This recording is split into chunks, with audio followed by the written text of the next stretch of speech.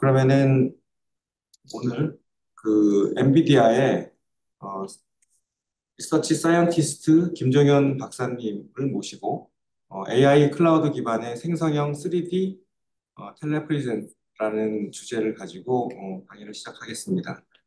학생 여러분들은 중간에 그 질문 사항들이 있으면은 그 채팅창을 통해서 이렇게 올려주시면 되겠고요. 한 시간 반 동안의 강의가 진행될 텐데 강의가 끝나고 나면은 Q&A 진행하도록 할게요.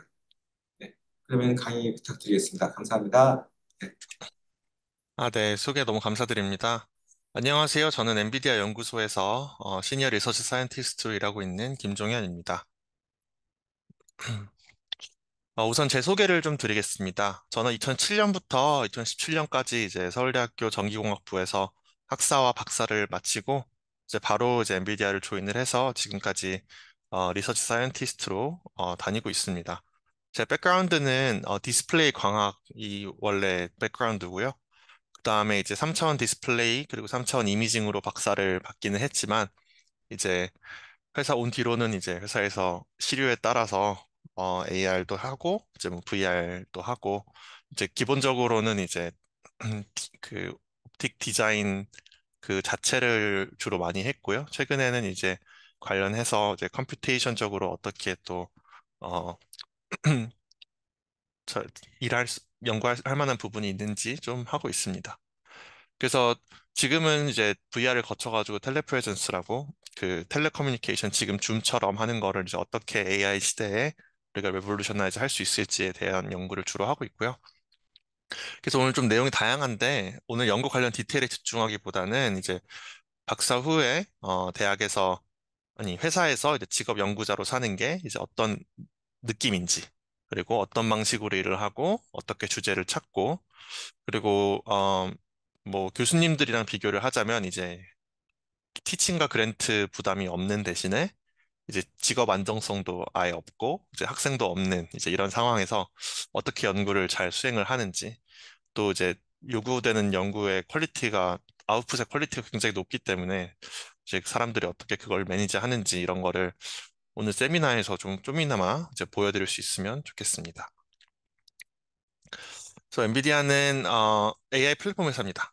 그래서 이제 이렇게 말씀드리면 사실 작년까지만 해도 그게 뭐야? 이제 뭘로 돈을 벌 수 있지? 그걸로 이제 그냥 그래픽 카드 회사 아니야? 이렇게 물어보시는 분들이 계셨는데 이제 올해는 아마 자세하게 설명을 안 드려도 될 것 같아서 사실 뿌듯하고 기쁜 마음입니다. 저희 엄마도 드디어 이제 회사 이름을 제대로 기억을 하시더라고요. 원래는 NDBR라고 계속 하셨는데. 그래서 이제 AI 시대가 진짜 오긴 오나 보다 그런 생각을 하게 된 지는 저도 뭐 길어야 몇 달, 1년, 뭐 몇 달 이런 생각밖에 없었지만 사실 엔비디아는 사실 굉장히 오래전부터 그러니까 2000년대 중반부터 후다를 내놓고 이쪽 방향이 맞다는 거에 대한 확신을 가지고 천천히 진행을 해왔습니다. 그래서 GPU를 연산 가속기로 쓰기 위해서 차근차근 준비를 해오던 과정에 이제 MB 리서치라는 연구소도 차리게 됐고요. 그러니까 MB 리서치도 사실 어떻게 보면 GPU 회사에서 AI 플랫폼 회사로 이제 한 단계 도약을 하기 위한 큰 프로젝트라고 생각을 저는 하고 있습니다. 그래서 예를 들면, 새로운 기술을 개발을 하고, 이를 논문으로 공개를 하고, 그리고 더 많은 사람들을 쿠다 생태계로 끌어들이고, 마치 지금의 오픈소스 프로젝트처럼, 어, 그렇게 하는 일을 NV 리서치가 주로 해왔다고 보시면 됩니다. 예를 들면, RTX, 옛날에는 이제 GTX 1080이었는데 요즘 RTX 20 시리즈부터는 RTX로 바뀌었죠. 이게 이제 레이 트레이싱 때문에 그런 건데, 그 레이 트레이싱 관련한 것도 먼저 연구가 있었고, 그 다음에 이제 MB 리서치에서 그거를 잘 프로덕타이제이션 해가지고, 그게 RTX가 됐고요. 뭐, 게임 좋아하시는 분들은 이제 딥러닝 슈퍼 샘플링 같은 DLSS 같은 이제 기술들도 사실 딥러닝을 잘 이용을 해가지고 픽셀들의 횟수를 줄이는 이제 그런 좋은 기술인데 그런 것도 사실 MB 리서치에서 처음 개발을 하고 이제 상용화에 성공한 예라고 볼 수가 있습니다. 특히 이제 최근 몇 년간의 제너레이티브 AI 관련 기술들은 그 발전 소스가 그 속도가 정말 대단한데요. 지금 와서 몇 년 전 걸 좀 보면 좀 신기할 정도입니다. 그래서 뭐 하나의 예를 가져왔는데 이거는 이제 한 인기 유튜버의 이제 2019년 영상인데 어 이게 AI 그림판이라는 저희 회사에서 만든 데모였거든요. 그때 당시만 해도 정말 센세이션 했는데 이게 뭐 왼쪽처럼 이제 뭐 이거는 나무 돌이고 뭐 이건 길이고 이렇게 대충 쓱쓱쓱 그리면 이제 이렇게 그려준다. 근데 그 지금 뭐 스테이블 디퓨전이나 뭐 그런 걸 생각을 해보면 사실 이거 너무 쉽잖아요. 그냥 뭐 이거 다 우리가 그려줘야 되고 이제 그냥 프롬, 프롬프트로 할 수도 없고 근데도 불구하고 이게 딱 5년 됐거든요. 근데 5년 전이랑 지금 비교를 하면 이제 뭐 한 딱 2년 이때부터 2년 정도 지났을 때 뭐 이건 엔비디아에서 나온 뭐 프로젝트는 아니지만 채색 관련해가지고 다 해주는 걸 보고 이제 현업에서 활동하는 이제 작가들이 이건 없어져야 되는 기술이다 이런 얘기를 했던 게 이제 또 한 3년 정도 됐고요. 그리고 이제 재작년 작년부터 보면 이제 그런 거는 신경 안 쓰고 그냥 AI 그림이랑 잘 놀기로 한 것 같죠. 그러니까 이게 1년, 1년, 1년으로 봐도 정말 말이 안 될 정도로 빨라지고 있고, 그리고 이 가속되는 속도가 장난이 아닙니다. 그래서 그거를 좀 설명을 드리려고 했고, 그래서 이제 예를 들면 이거는 저희 팀에서 나온 논문 중에 이제 제일 최근에 사이테이션이 많이 된 논문 중에 하나인데, 뭐 이런 인풋 이미지 하나를 주면 이제 다양한 사람들 얼굴의 페이셜 스트럭처에 대해서 이제 트레이닝을 시킨 다음에, 어, 그 2D 이미지 한 장으로부터 이제 전체 3D 그 뎁스를 리컨스트럭션 하는 페이스 리프팅, 2D to 3D 리프팅을 하는 그런 기술인데 이거가 2022년에 CVPR에 저희가 처음 공개를 했고 그 뒤에도 후속 연구가 엄청 많이 나와서 이게 아마 한 사이테이션이 한 700번, 800번 벌써 됐을 거예요. 그러니까 엔비디아 연구소는 사실 좀 특이한 게 기업 연구소 치고 저널이랑 학계 출판을 엄청 많이 하는 편입니다. 근데 예를 들면 이 기술 같은 경우는 저희가 뭐 2년 전쯤 개발을 해서 그냥 우리가 회사 내에서만 잘 썼으면 이제 다른 사람들이 이제 이런 이 기술이나 이 기술에서 파생된 다른 다양한 기술들을 접근을 막으니까 좀 더 보호를 잘 할 수는 있겠죠.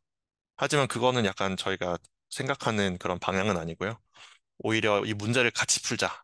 그리고 어차피 너네 이거 풀려면 엔비디아 그래픽 카드 사야 돼. 약간 그런 식으로 조금 발상의 전환이라고 해야 될까? 그런 다른 회사 연구소는 쓰지 않는 그런 방법을 쓰기 때문에 그래서 뭐 장점 장점이 이거 단점도 있지만 장점도 여러 가지가 있거든요. 뭐 단점은 당연히 뭐 잘 보호를 못 한다던가 뭐 그런 문제가 생길 경우도 있고 아니면은 뭐 어, 논문이 떨어지면 이제 제가 각 연구자들이 몇 년 동안 해온 게 이제 아웃풋이 없으니까 뭐 승진에서도 밀리고 그러니까 이게 그 그냥 단순히 졸업이나 이런 게 아니라 계속 끊임없는 경쟁, 약간 계속 논문을 내야 되고 그런 문제들이 당연히 있지만 또 장점으로 보면 이제 회사가 가고자 하는 방향을 더 빠르게 더 많은 사람들과 함께 갈 수 있고 그리고 논문을 계속 쓰고 싶어 하는 저 같은 연구자들, 그리고 이제 졸업 후에 이제 더 좋은 연구를 하고 싶지만 또 그냥 포닥은 가고 싶지 않고 아니면은 뭐 학계에 남고 싶지는 그러니까 되게 그 미들그라운드를 되게 잘 정의를 해줘서 어 너가 회사 안에서 어떤 종류의 연구를 할 수 있으면 마음껏 출판을 하고 어 임팩트를 남겨라. 약간 이런 미션을 다 모두에게 준 느낌이거든요. 그래서 훨씬 더 이제 좀 탑다운으로 내려오는 방식보다는 좀 생산성이 높고, 그리고 이제 제가 이름으로 어떤 프로젝트를 남길 수 있다는 그런 큰 장점이 있습니다. 그래서 이제 저 연구소 소개는 이 정도로 마무리하고요. 최신 AI 연구들을 소개를 하기 전에 제가 대학원에서 학위과정 중에 했던 연구들부터 소개를 좀 드리고 어떻게 하다가 이제 AR, VR 그리고 이제 최근 연구까지 가게 됐는지 좀 설명을 드리겠습니다. 저는 이제 주로 3차원 이미징 그리고 3차원 디스플레이 관련해서 관심이 참 많았는데요.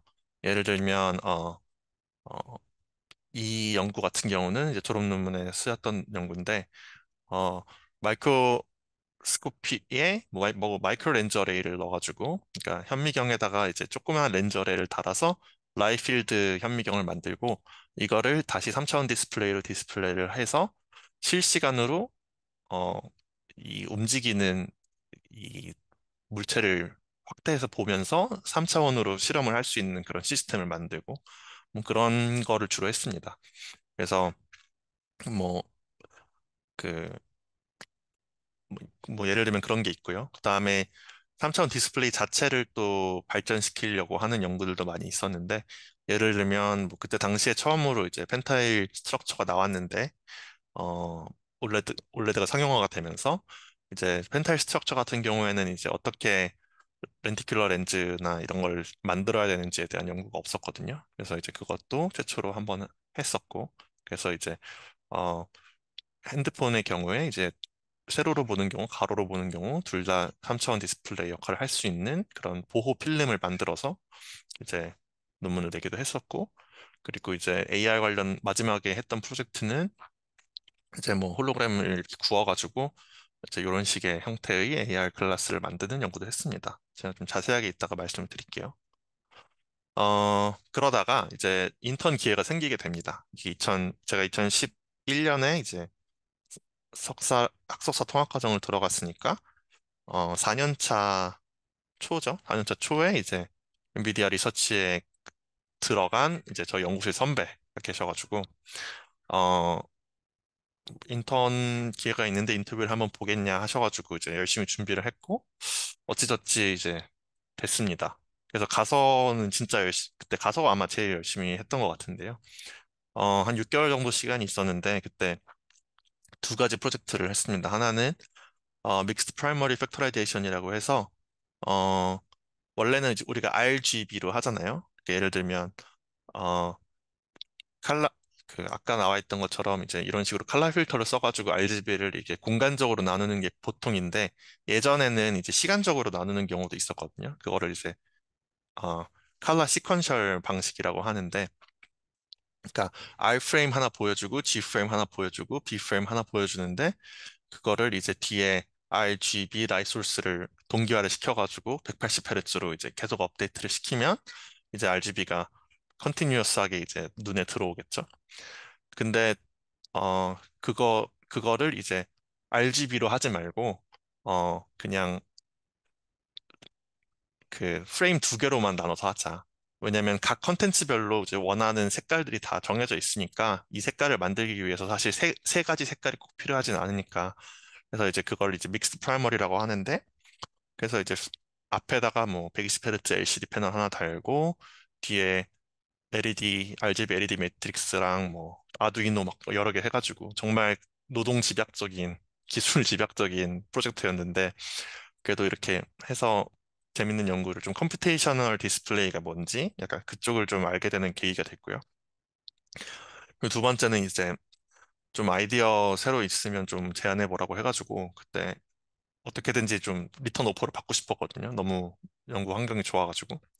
그래서 제가 제안했던 아이디어가 나중에 이제 졸업하고 이제 엔비디아 조인할 때쯤 보니까 이제 그 사이에 내부에서 잘 해가지고 어, 또 논문이 됐더라고요. 그래서 이제 이런 홀로그램 쓰는 이제 이런 AR 논문도 하나 냈습니다.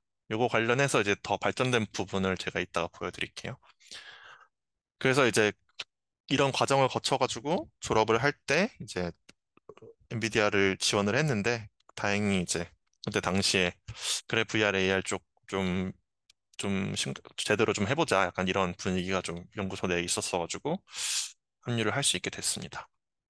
그래서 제가 초반 한 몇 년간 했던 프로젝트들은 이제 AR 프로젝트들이 이렇게 크게 보면 이렇게 날 볼 수가 있는데요. 하나는 Foveated AR, 그러니까 포비에이션이라는 개념을 접목해서 굉장히 하이 레졸루션의 중심화라고 하는데 그런 4VR 위전.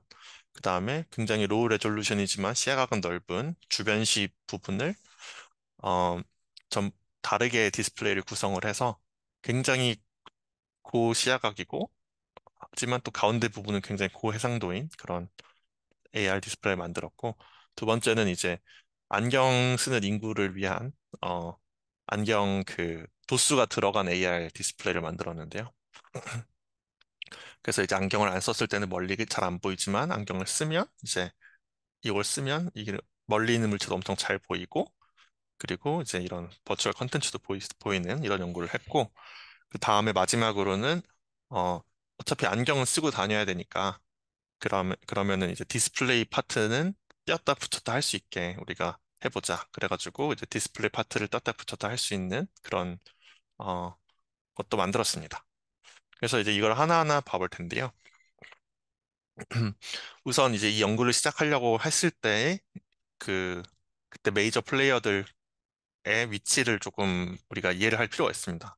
이런 연구들 하나하나 자체를 이해하는 것은 또 중요하지만, 왜 이 연구를 하게 됐고, 어떻게 저스티파이를 내부적으로 잘 해가지고 여기에 이제 그런 돈과 시간을, 저희의 돈과 시간을 쓰는 거를 허락을 받아야 되거든요. 그렇게 됐는지를 좀 보면 좋을 것 같아요. 그래서 이제, 어, 2019년에는 이제 AR 디스플레이들이 뭐 막 나온다 말만 많고 이제 메이저 플레이어들 사이에서는 이제 한두 개쯤 나올까 이러고 있는 와중이었는데 마이크로소프트 홀로렌즈 2가 나오게 됩니다, 이때. 근데 이때 당시에는 이제 마치 애플 비전 프로 처음 나왔을 때처럼 엄청 사람들이 기대가 많았죠. 근데 동시에 5월에는 단종된 줄 알았던 구글 글라스가 엔터프라이즈 에디션이라는 이름으로 또 나오게 됩니다. 이게 생긴 것도 참 다르지만 이게 더 그 스펙을 알고 보면 더 신기한데요. 왜냐면 홀로렌즈 2는 이제 당연히 바노큘러고, 그러니까 양안 둘 다 되고, 어, 현재 지금 모든 AR에 들어가 있는 DOE 웨브 가이드를 주로 썼고요. 헤드기어 스타일을 이제 처음으로 제 매직립이랑 같이 제안했던 기도 하고, 하여튼 어쨌든 가격도 엄청 비싼데 무게도 엄청 무겁습니다. 대신 이제 뭐 레졸루션도 좋고 필드 오브 뷰도 엄청 넓고, 그리고 타겟은 이제 비즈니스 마켓, 그러니까 월, 그 트레이닝이나 이런 용도로, 그러니까 B2B 비즈니스로 생각을 했고요. 아니면 솔저들이나. 하지만 여기 구글 글라스 같은 경우에는 다 아시다시피 요만하고, 그냥 안경 위에다 쓰는 형식이고, 옵틱스도 벌베스라고 이제는 잘 안 쓰는 방식이고요. 레졸루션은 360p. 그러니까 엄청 낮죠. 근데 필드 오브 뷰가 워낙 작아가지고 이게 레졸루션 자체가 문제가 되진 않았어요. 왜냐하면 채워야 하는 그 공간이 워낙 작았기 때문에. 그리고 무게는 46g. 그리고 가격은 훨씬 싸죠. 그러니까 이게 좀 신기한 게 같은 어, 마켓을 놓고 같은 크기의 두 제일 큰 회사가 이제 정확히 다른 방향으로 접근을 해서 프로덕트를 만드는 굉장히 신기한 일이 생긴 겁니다.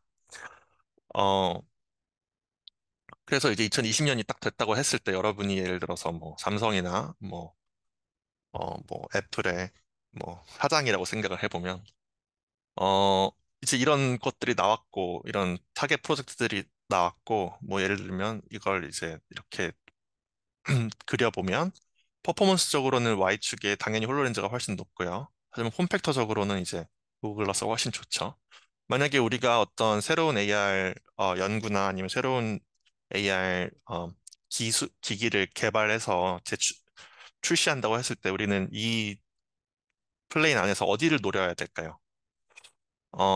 뭐 이쪽 위로 가가지고 엄청 퍼포먼스를 높이는 방법도 있겠죠. 뭐 지금 와서 생각해보면 그게 이제 어, 애플의 비전 프로의 방식이었고, 하지만 뭐 구글 글라스 더 슬림하게 가는 방법도 있겠죠. 아니면 슬림한 정도는 유지하면서 이제 뭐 양안으로 이제 어느 정도 될 수 있게 하는, 뭐 다시 와서 돌아보면 메타의 뭐 오라이온 정도가 최근에 나온 게 이제 어 이쪽 방향에 가깝다고 볼 수 있겠죠.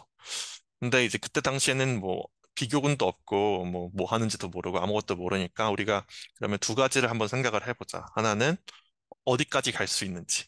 그러니까 인간의 인지 한계를 깰 정도로 굉장히 좋은 퍼포먼스를 내는 AR 디스플레이를 한번 만들어 보고, 그리고 슬림함을 유지하면서 양안이고, 그리고 안경 위에 덧대서 쓰는 게 아니라 안경 그 자체 역할을 할 수 있는 그 프리스크립션이 들어가 있는 비전 코렉션 AR도 같이 만들어 보자. 그래서 이제 그런 이제 어느 정도의 합의를 가지고, 물론 이제 이거는 나중에 돌아봤을 때 이제 이렇게 깔끔하게 정리가 되지만 원래는 이제 이렇게 시작할 땐 이런 걸 다 모르고 그냥 시작을 하긴 하죠. 근데 대략적인 방향은 이제 이런 거였어요. 그래서 이제 그 퀄리티에 집중한 이 논문이 이제 Foveated AR이라고 할 수 있겠습니다. 좀 자세히 설명을 드리면, 포비에이션의 개념에 대해서 설명을 드리면, 지금 눈이 상당히 굉장히 좋은 카메라여서 시야각이 굉장히 넓고, 그 가운데 부분에 이제 그 해상도도 굉장히 높은데요. 그래서 이 시야각을 전부 다 같은 밀도의 픽셀들로 채우려면 2만 개가 넘는 픽셀이 필요합니다. 그러면 이제 이거는 말이 안 돼서 너무 많죠. 하지만 우리가 원추세포랑 강성세포의 이제 그 디스트리뷰션을 보면 해상도를 주로 담당하고 있는 원추세포가 어, 주로 그 가운데 포비알 리전에서만 굉장히 높고 그 그리고 나머지 부분에서는 굉장히 낮기 때문에 우리가 만약에 이 사람이 지금 어디를 보고 있는지를 정확하게 알고 있고 그리고 그 하이 레졸루션 인셋 디스플레이를 그 사람이 현재 보고 있는 위치에 정확하게 보여줄 수 있다면 그러면 어, 굉장히 훨씬 더 작은 픽셀 개수로도 우리가 인간의 인지 한계를 모두 만족하는 그런 디스플레이를 만들 수가 있겠죠. 그래서 저희가 만든 이제 그 프로토타입의 이제 민패스부터 우선 보여드리면 포비얼 디스플레이랑 페리퍼럴 디스플레이 두 개를 만들어야 되는데 어, 네, 아마 페리퍼럴 디스플레이부터 나올 거예요. 네, 페리퍼럴 디스플레이 같은 경우에는 이제 레이저 프로젝터를 이제 여기 오른쪽에다가 달아가지고 여기서 이제 뭐 렌즈 맞고 프리즘 맞고 이제 홀로그램 맞고 이제 눈으로 들어오게 됩니다. 여기서 렌즈 HOE 혹은 홀로그램 혹은 홀로그래픽 옵티컬 엘리먼트 제가 뭐 다양하게 부르는데 이거는 이제 어떤 한 장의 얇은 필름이라고 생각하면 됩니다. 여러분 신용카드에 들어가는 그 레인보우처럼 보이는 그런 그 스티커가 사실은 홀로그램 그거 하나하나가 다 홀로그램이거든요. 그러니까 홀로그램은 사실 어떤 그런 필름 같은 형태를 우리가 얘기를 하고 물리적으로는 그리고 그 필름은 다양한 종류의 광학적 성질을 띌 수가 있습니다. 그러니까 뭐 렌즈가 될 수도 있고 거울이 될 수도 있고 그렇게 뭔가 어떤 암호가 인크립트 돼가지고 그런 그 원본 위조 방지 역할을 하는 어떤 그런 패턴이 될 수도 있고 그걸 이제 우리가 홀로그램이라고 부르는 건데 이 홀로그램은 지금 렌즈 리플렉티브 렌즈 그러니까 어 정확히는 미러죠. 그러니까 평면 거울인데 이렇게 오목 거울 형태처럼 이렇게 한 지점으로 그 눈의 센터로 동공의 중심으로 모든 빛들을 다 쏴주는 그런 홀로그램 역할을 합니다. 그래서 이제 런 방식으로 하면 이제 굉장히 넓은 시야각을 구현을 할 수 있게 되고요. 포비얼 디스플레이 같은 경우에는 이제 우리가 그 작아도 되니까 어 고해상도의 이제 마이크로 올레드를 썼는데요. 이 마이크로 올레드는 이때 당시만 해도 이제 겨우 연구용으로 한두 개 나올 정도였는데 이게 결과적으로는 지금 비전 프로에 들어가 있죠. 어 그래서 이제 요런 버드베스 옵틱스 방식을 요런 식으로 썼는데 이렇게 하게 되면 아까 구글 글라스랑 원리적으로는 비슷한 방식이거든요. 그렇게 되면 시야각은 굉장히 좁고 해상도는 높은 그런 디스플레이를 만들 수가 있습니다. 그래서 그거를 이리저리 왔다 갔다 움직이면 그 게이즈에 따라서 그러면 이제 포비얼 디스플레이가 되겠죠. 그럼 이제 게이즈 트래킹을 해야 되는데 이제 뭐 요 방식 같은 경우에는 하프미러가 있으니까 그러면 아이 트래커를 밑에다 달아서 빔 패스를 이런 식으로 짜서 원액시스로 게이스 트래킹을 하자. 그러면 훨씬 더 이제 현재 그 이렇게 주변에서 찍는 IR로 찍는 것보다는 지금은 이제 이런 프레임에만 붙어 있거든요. 그런 것보다는 훨씬 계산이 편하고 이제 정확도가 올라가서 이런 식으로 했고요. 그리고 이제 그 사람이 지금 어디를 보고 있냐에 따라서 이제 무빙 파트가 정해져야 되는데 어, 모터를 두 개를 달지 않고, 그러니까 그러니까 디스플레이가 지금 움직이는 게 보이고, 여기 홀로그램이 지금 따라서 움직이고 있죠. 근데 이제 디스플레이랑 이 홀로그램이 트래블링 해야 되는 그 거리가 사실 다른데, 그 비율은 거의 일정하게 유지가 돼서, 이제 그런 방식으로 이제 사용을 해가지고 잘 했고요. 그래서 실험을 보면 이제 굉장히, 어, 복잡한데 그 아까 보여드린 거는 이제 웨어러블 프로토타입이고 이거는 이제 벤치탑 프로토타입인데 어, 보시는 것처럼 여기 리얼 오브젝트들이 쭉 있고 여기를 통해 가지고 우리가 그냥 핸드폰 카메라로 찍고 있는 건데요. 여기 오브젝트에서는 보이지 않던 이제 스트로베리랑 도넛이라는 이런 컨텐츠들이 이제 이렇게 보이는 걸 확인을 할 수가 있죠. 그래서 이제 얼마나 그 시야각을 페리퍼럴 디스플레이로 잘 만들 수가 있는지, 그리고 이제 이거 홀로그램을 아, 좌우로 움직이면 이 동공의 위치에 어떻게 움직일 수 있는지 이런 걸 보여드리는 건데요. 일단 몇 가지 디테일들이 있는데, 하나는 하얀색 빛이 나가죠.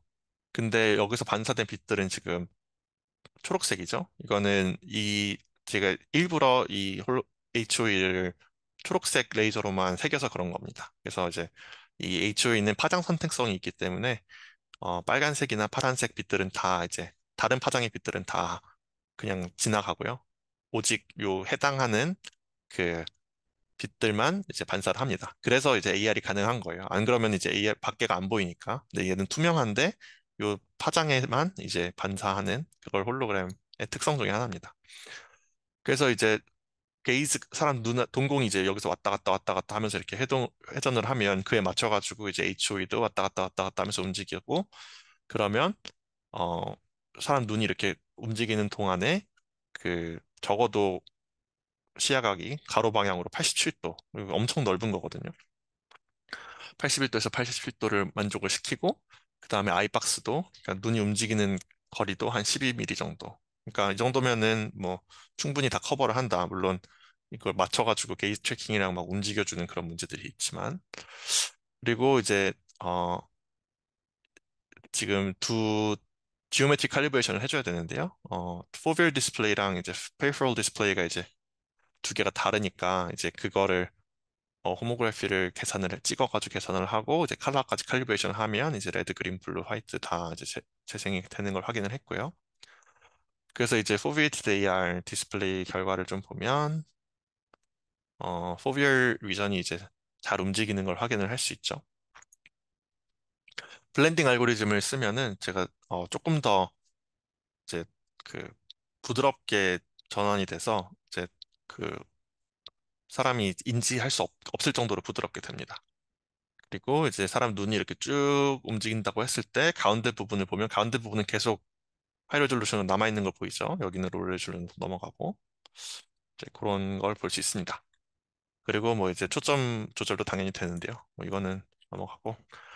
그래서 이제 결과를 보면 이제 딸기를 보고 있을 때는 딸기 부분에만 초점이 맞고 딸기의 이제 뉴트리셔널 인포메이션이 여기 뜨는데, 대신에 이제 뒤쪽에 도넛을 보면 이제 그걸 맞춰가지고 뭐 렌더링도 되고 하여튼 이제 이런 걸 다 보여주는 일이었습니다.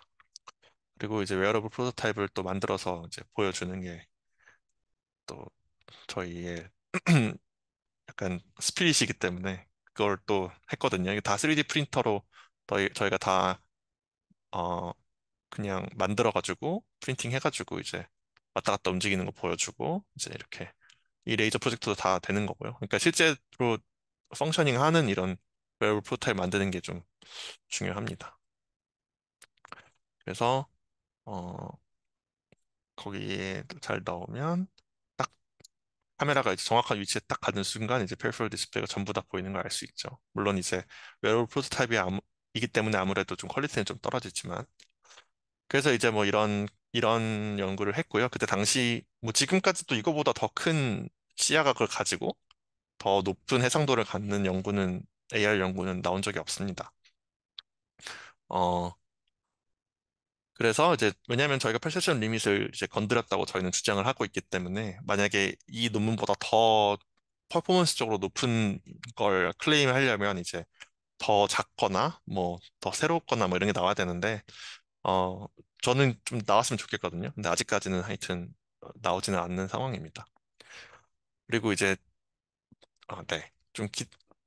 뒤에서 더 말씀드릴게요.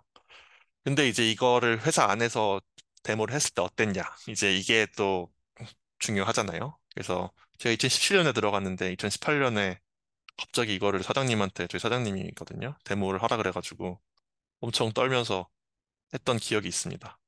근데 막 보시는 것처럼 여기 뒤에 원래 가죽 자켓 입고 계신데 이것도 안 맞아가지고 막 벗고 막 그 안경 원래 쓰시잖아요. 근데 본인이 안경 도수를 모르셔가지고 아무것도 안 보인다는 거예요.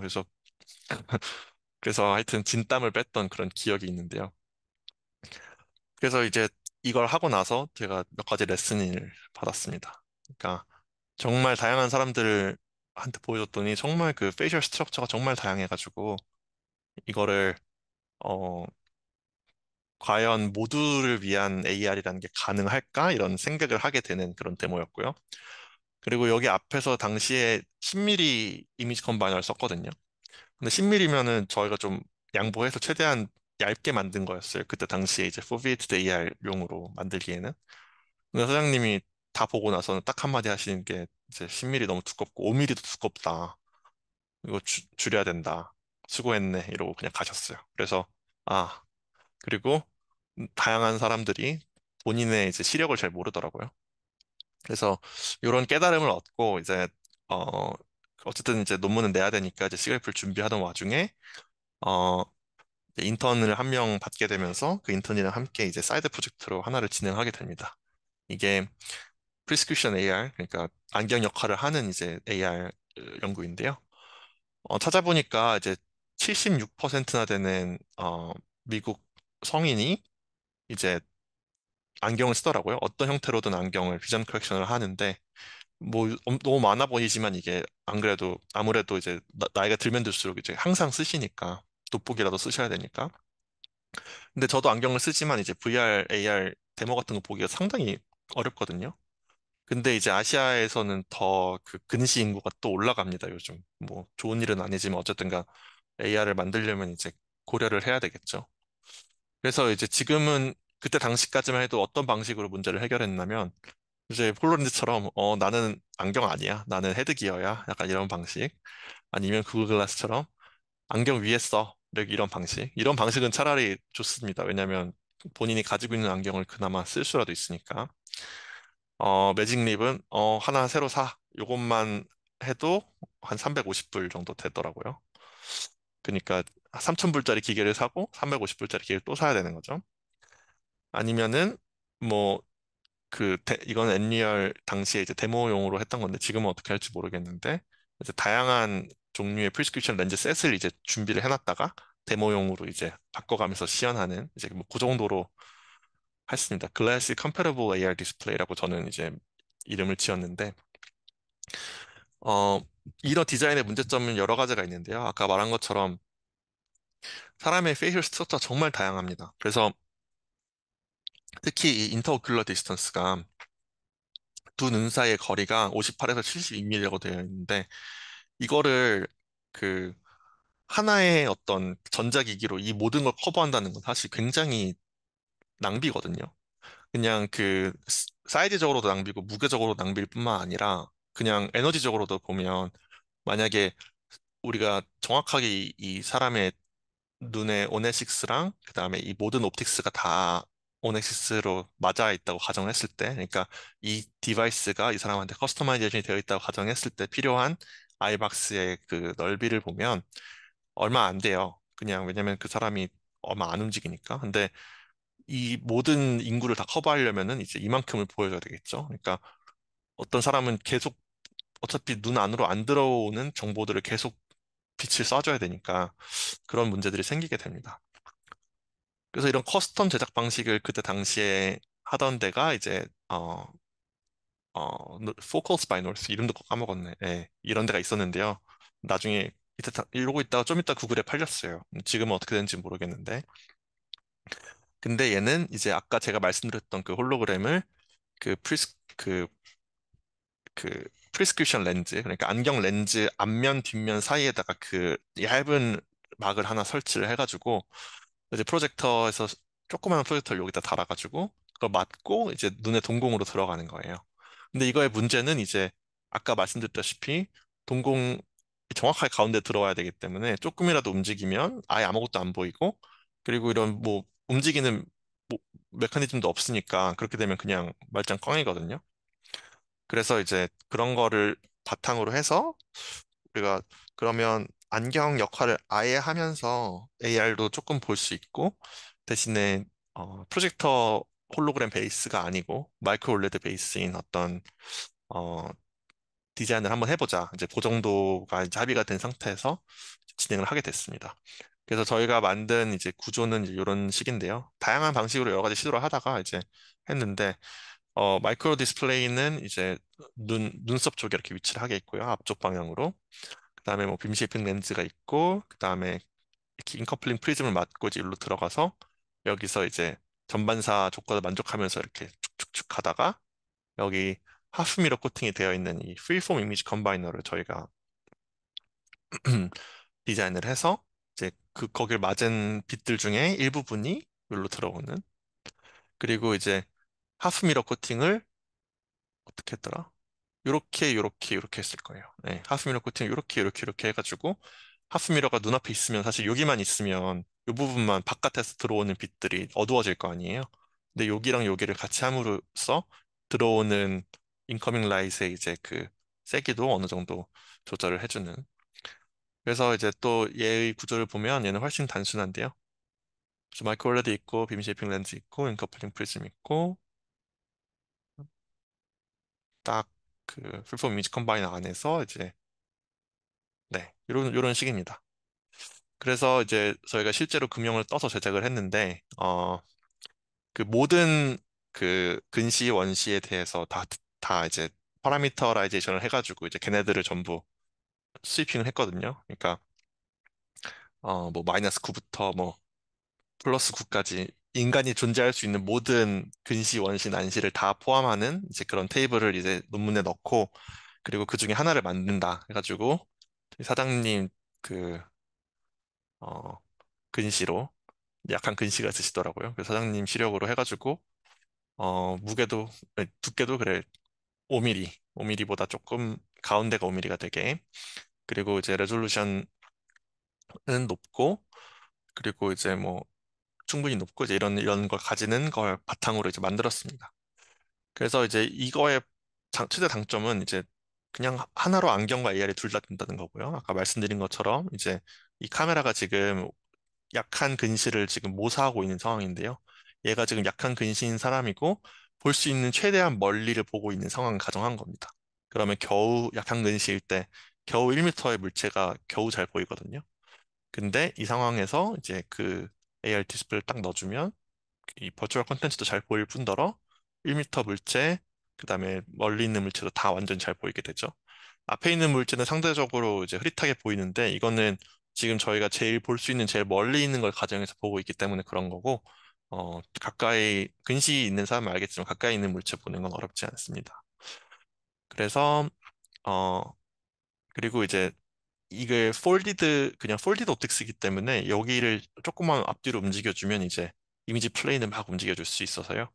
그래서 뭐 어, 이런 베리포컬도 가능하다는 부분이고요. 그래서 어, 뭐 비디오 컨텐츠 데모를 보여드리면 네, 뭐 이런 느낌입니다. 그래서 뭐 이제 다양한 장점들이 있는데 뭐 그 또 하나는 이제 이런 식으로 DOE 베이스드 하는 거는 다 밖에서 보면 진짜 바보같이 보이거든요. 이런 식으로. 물론 이걸 쿨하다고 하는 사람들 그때도 있었어요. 근데 저는 그때도 쿨하다고 생각을 안 했고 그리고 실제로 사람들이 요즘은 이걸 해결하기 위해서 많이 노력을 하고 있죠. 그리고 뭐, 버드패스 옵틱스 같은 경우에는 더 안 좋아요. 왜냐면 사람 눈은 안 보이고, 아이 컨택도 안 되고, 대신에 이제 그 사람이 뭘 보고 있는지는 다 보이거든요. 이것도 어떻게 할 수가 없습니다. 붙일 수가 없는데, 프리스크립션 AI 같은 경우에는 이제 위에서 나온 게 쭉쭉쭉쭉 와서 제 눈으로는 들어오고, 그 다음에 밑으로 이렇게 내려가게 됩니다. 왜냐면 그 빈패스가 그런 식으로 이제 위에서 아래로 설정이 됐기 때문에 그 전반사 조건 계속 만족해가지고 밑으로 빠져나가서 제가 지금 뭘 보고 있는지 여기 앞에만 프레임으로 막아주면 뭘 보고 있는지 그리고 이런 리키지도 라이 리키지도 없게 되는 그런 장점도 있습니다. 그래서 이제 웨어러블 프로토타입을 또 만들었고요. 이제 요거는 디스플레이 자체를 얻는 건 아니고 그 어, 아주 하이 레졸루션 필름을 저희가 프린팅을 하고 뒤에다가 조그만한 그냥 어 백라이트를 놔가지고 50g 이하로 만들어 보자. 해가지고 50g 이하로 만들었습니다.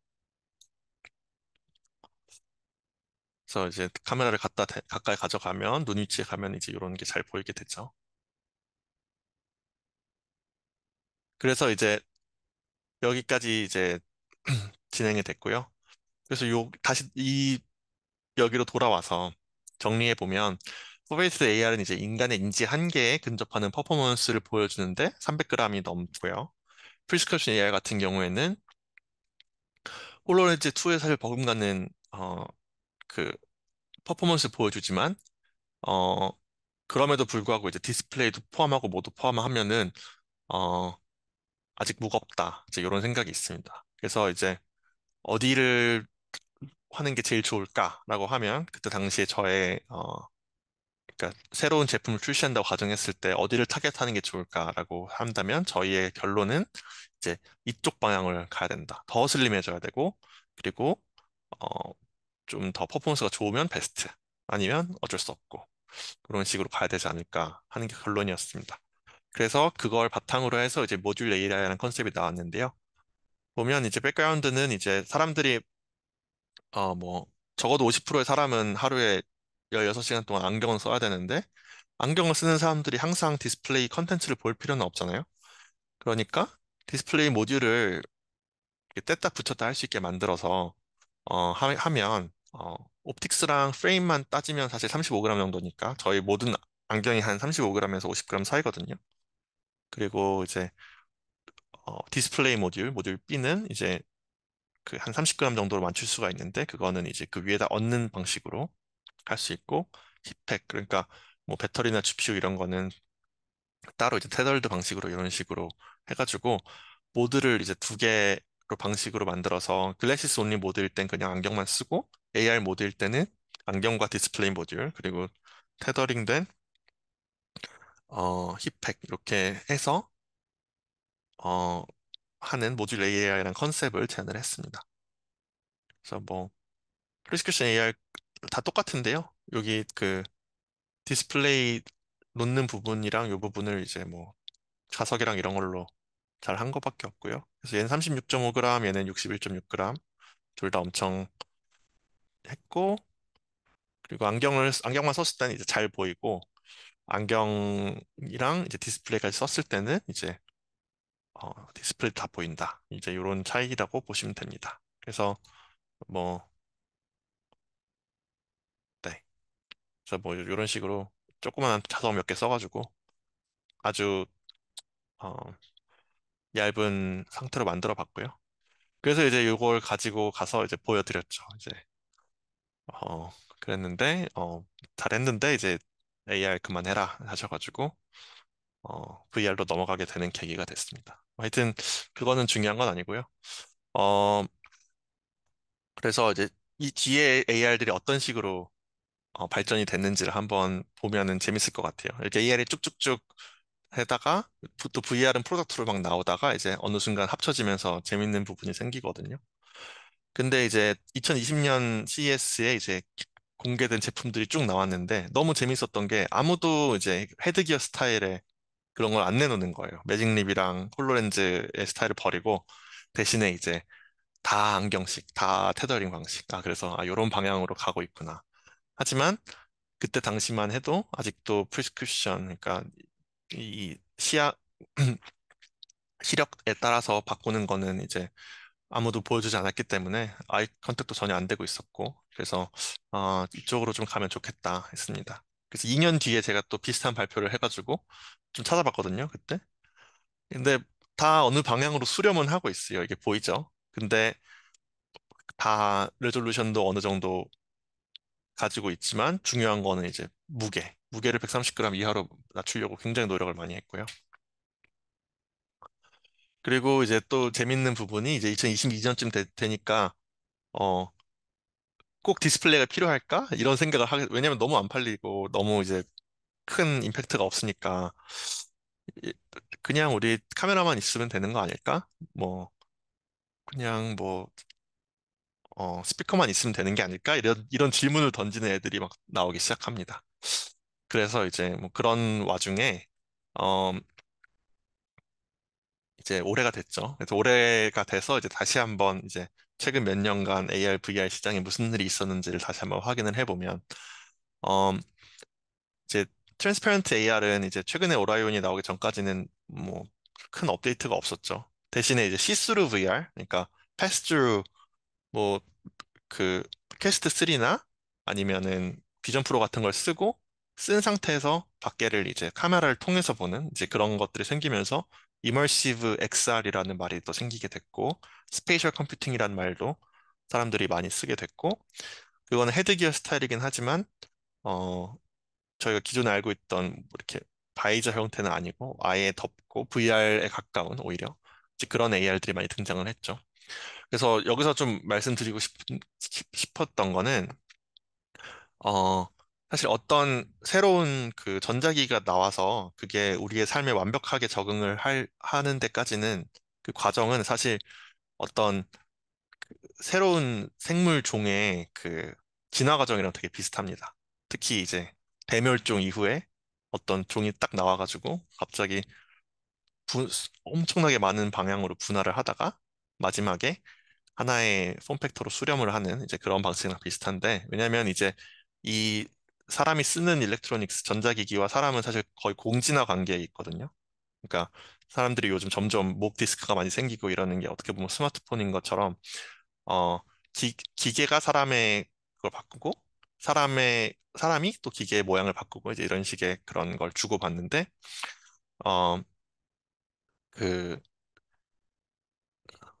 잠시만요. 죄송합니다. 네. 근데 이제 그 사람의 진화 과정이라는 거는 훨씬 더 느리게 가기 때문에 보통은 이제 전자기기가 어떤 폼팩터로 딱 수렴이 되죠. 그래서 전화기를 보시면 처음에는 정말 다양한 뭐 여기 안 나오는 우리 다 알잖아요. 뭐 가로 본능이라든지 뭐 정말 다양한 종류의 그 핸드폰들이 많았지만 딱 기술이 발전이 되고 어느 방향에 맞는지가 딱 정확히 결정이 되면 모든 핸드폰들은 다 이런 기술 방향으로 수렴이 됩니다. 마찬가지로 이제 XR, 뭐 VR, AR 전부 다 합쳐가지고 정말 2012년에 처음 빵 구글 글라스랑 오큘러스가 딱 나왔을 때부터 10년을 이제 엄청나게 많이 분화하면서 저희 거의 모든 종류의 돌연변이를 다 본 것 같아요. 근데 한 2년 전부터 이제 금리가 올라가고 점점 실리콘밸리에 있는 그 스타트업들이 점점 상황이 안 좋아지면서 하나씩 하나씩 팔려가고 그만두고 막 이런 게 보이다 보니까 이제 소빙하기가 왔다. 이제 여기서 살아남을 수 있는 애들이 누굴까? 이제 이런 걸 생각을 하고 있던 와중이었습니다.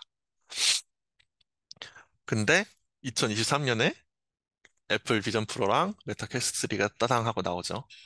어, 이제 얘네들은 사실 이제 퀘스트 3랑 비전 프로가 결과적으로 비슷하게 수렴해서 비슷한 폼팩터를 갖게 됐지만 사실 그 방향은 좀 다르거든요, 많이. 퀘스트 3는 그냥 VR 하다가 이제 이렇게 된 거고. 애플은 이제 스페이셜 컴퓨팅, AR 뭐 이런 걸 다 고민을 막 하다가 이제 이런 게 나오고 뭐 이건 그냥 제 뇌피셜이긴 한데 왜냐면 그 과정이 좀 그렇게 보이거든요.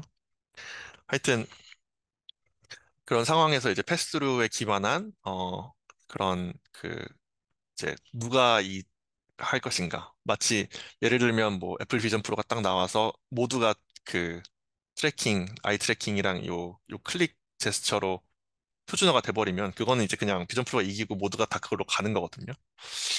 그래서 이 두 개를 비교를 하자면 퀘스트3는 뭐 500달러, 그다음에 뭐 조금씩 떨어지는 그런 뭐 패널들을 썼지만 500g이 넘는 건 비슷하고요. 아웃사이드 디스플레이 없고 그리고 얘는 아직 조이스틱을 씁니다. 근데 비전 프로는 이제 뭐 다양하게 뭐 비싸고 뭐 다 아시겠지만 밖에 디스플레이 달려 있고 그리고 무겁고 뭐 OS 다르고 뭐 여러 가지가 있죠. 그래서 누가 이겼을까요, 이 둘에? 아까 제가 보여드린 거랑 좀 비슷한데 결론은 둘 다 이긴 사람은 없는 것 같고요. 아직 이게 저희의 상황 그 생활에 밀접하게 들어오거나 이렇게 바뀌진 않은 것 같고 하지만 작년 그리고 올해 제일 많이 팔린 그리고 제일 많은 그 임팩트를 남긴 디바이스는 레이벤 메타입니다. 아까 제가 디스플레이 꼭 있어야 돼라고 물어봤다고 했던 그 변종들 중에 하나인데요.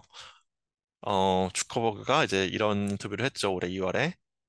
자기 생각보다 훨씬 더 많이 팔렸다. 이건 48g이고 300달러 정도 되고 디스플레이도 없고 대신에 이제 뭐 어, 음악 잘 들리고 뭐 카메라 달려 있어가지고 그 카메라로 찍은 거 바로 전송이 되고 뭐 터치 조금 되고 이 정도거든요. 그러니까 이게 저는 되게 웃겼는 게 그 수많은 돈을 쓰고 막 디스플레이를 막 이 디스플레이 저 디스플레이 막 다 찾아보고 막 그런 걸 다 한 다음에 어쩌면 우리 디스플레이 없어도 될 수도 있겠다 이런 결론을 내린 거죠. 그래서 이제 이 관련해서 어 마크 주커버그랑 이제 저희 사장님 젠슨 황이랑 이제 올해 시그래프에서 나눈 대화들이 있는데요. 그거를 일단 좀 먼저 보겠습니다.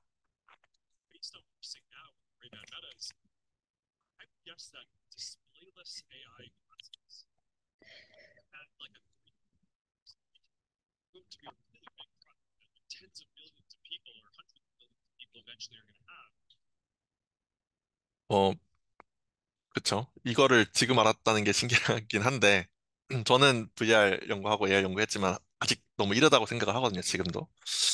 근데, 이런 거를 이제 얘기를 했고,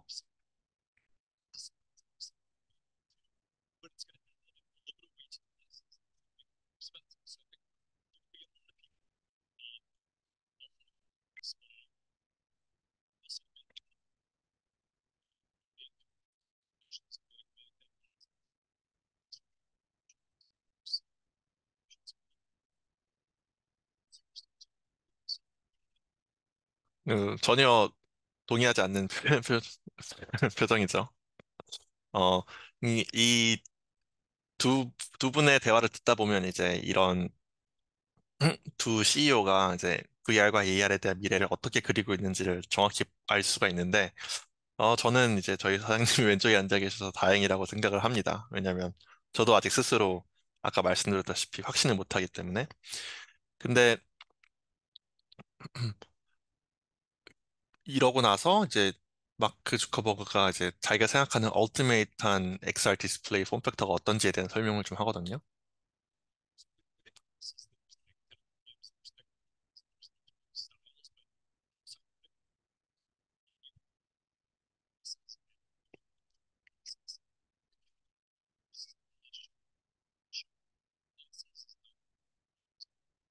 이 이야기를 하고 한 달쯤 뒤에, 두 달인가? 한 달 반쯤 뒤에 이제 오라이온을 공개를 했으니까 얼마나 입이 근질근질 거렸겠어요. 그러니까 더 확신에 차 있죠. 이것도 제 뇌피셜입니다. 그래서 하여튼 지금으로 봤을 때, 제가 생각하는 현재 우리가 다 공감하고 있는 업계 사람들의 생각은, 어, 이머시브 헤드셋, 그러니까 비전 프로나 그런 퀘스트 3 같은 걸로 그 돈을 벌기는 정말 어렵다. 이게 단순히 그냥 팔아서 마진은 남길 수 있겠지만, 그걸 하는데 들어간 그런 개발비나 노력이나 이런 거를 뽑아내기에는 아직 시장이 많이 부족하다. 두 번째는 넥스트 브레이크스루는 만약 아마도 그 디스플레이 없는 스마트 안경에서부터 올 것이다. 뭐 이거는 레이벤 메타나 이런 걸 보면은 좀 음, 둘 다 그 아까 두 분 다 동의를 하셨고 저도 좀 그렇게 생각을 하고 있고 어, 마지막은 We are while away from the ultimate form factor holographic glasses. 이거는 이제 어, 마크 주커버가 한 얘기인데요.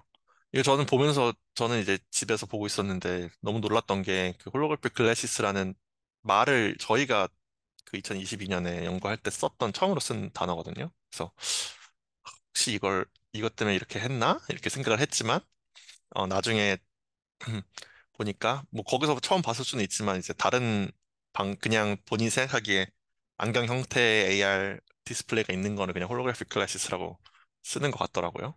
좀 아쉬웠는데 하여튼 현재 홀로그래픽 글래시스라는 말이 아니면 니어아이 홀로그래픽 디스플레이라는 말이 이제 좀 주목을 받게 된 것도 한 5년, 6년 전부터 이제 이쪽 관련해서 연구가 많이 진행되면서 그런 겁니다. 그러니까 AR은 해야겠고 아까 보여드렸죠. AR은 해야겠고 포비에티드 AR, 뭐 프리스크션 AR 다 좋은 캔디데이시긴 하지만 조금 더 연구적으로 더 새로운 걸 할 수 있지 않을까? 그게 이제 그것 중에 해서 개발된 게 이제 홀로그래픽 리얼 디스플레이인데요. 제가 하나하나 설명을 드릴 텐데 우선 설명드리기 전에 아까 제가 그 이제 이제 AI 그만하자 이렇게 얘기가 나온 다음에 회사 내에서 좀 그 원래 뭐 그래픽스 하던 분들 뭐 다른 분들은 다 이제 자기 이제 새로운 연구 분야 찾아가시고 저는 할 게 없더라고요. 왜냐면 그 광학이랑 디스플레이를 하는 팀이 아예 없었어요. 연구소 내에서는. 그래서 어떻게 할까 하다가 제가 이제 여기가 이제 고든 와츠스타인 교수님이 계시는 이제 스탠포드 연구실인데요. 저희 되게 존경하는 교수님이기도 하고 그래서 여기 좀 보내달라 제가 부탁을 드렸어요. 그래서 저희 팀장님한테 저희 VP 임원분이죠. 그랬더니 그래 그럼 가서 한 3년 있다가 보자. 뭐 VR, AR에 다시 쓸 수도 있잖아. 약간 이렇게 얘기를 해주셔가지고 갔습니다. 그래서 갔을 때 타이밍이 좋았던 게 이제 이 분야가 새로 이제 뜨고 있었고 그다음에 아까 말씀드렸던 컴퓨테이셔널 디스플레이 관련해가지고 이제 좀 더 그쪽 방향으로 좀 배우고 싶은 부분이 있었는데 그래서 하여튼 가서 이제 논문도 다양하게 많이 썼습니다. 그래서 이거 하나하나도 중요하지만 특히 이제 올해 네이처에 퍼블리시가 되면서 좀 아름답게 이 콜라보레이션이 좀 마무리가 됐는데 저 개인적으로 되게 영광이었고 근데 어, 처음에 나온 논문이 이제 뉴럴 홀로그래피라는 논문이 어떻게 보면 새로운 방법론이거든요. 저희 카메라 인더 룹 트레이닝이라는 어떤 그 어떻게 보면 머신러닝의 그 방법론을 디스플레이 적용을 해서 디스플레이 폼팩터랑 이제 그런 것들을 확 끌어올리는 이제 이런 새 방법론을 가지고 저희는 로우 행잉 프루트이라고 얘기를 하는데 어떤 이제 꿀을 찾아서 빠르게 움직여서 이거를 다 논문으로 만들었는지 이거를 조금 생각을 해보시면 좀 도움이 될 것 같아요. 저도 많이 배웠거든요. 이 과정을 보면서. 저도 이렇게까지는 안 했는데 이 랩이 원래 이렇게 잘 굴러가더라고요. 하여튼 그래서 홀로그래픽 니어 디스플레이가 뭐냐? 아까 제가 홀로그램이 그 필름 한 장이라고 말씀드렸잖아요. 근데 그 필름 한 장의 홀로그램은 스태틱 홀로그램이에요. 그러니까 우리가 사진이랑 TV가 있으면 사진이 먼저 발명이 됐고, 그 다음에 한참 뒤에 디스플레이 TV가 발명이 됐잖아요. 그래서 홀로그램과 홀로그래픽 디스플레이도 두 개가 똑같습니다. 그러니까 홀로그램은 그 어떤 뭐든지 저희가 새길 수 있는 어떤 필름이고, 홀로그래픽 디스플레이는 그 필름을 모사하는 픽셀의 형태가 돼서 그 필름이 사실 빛의 위상을 바꿔주는 역할을 하거든요. 페이즈를. 근데 그 페이즈를 픽셀 단위 형태로 바꿀 수 있는 어떤 그런 액정 기반, LC 기반의 그런 걸 알코스 기반의 장치를 SLM이라고 하는데 그 SLM을 이용을 하면 어 빨리 원래는 못하는 걸 할 수 있다. 이제 그런 거라고 생각하시면 됩니다. 제가 좀 자세히 설명을 드릴게요.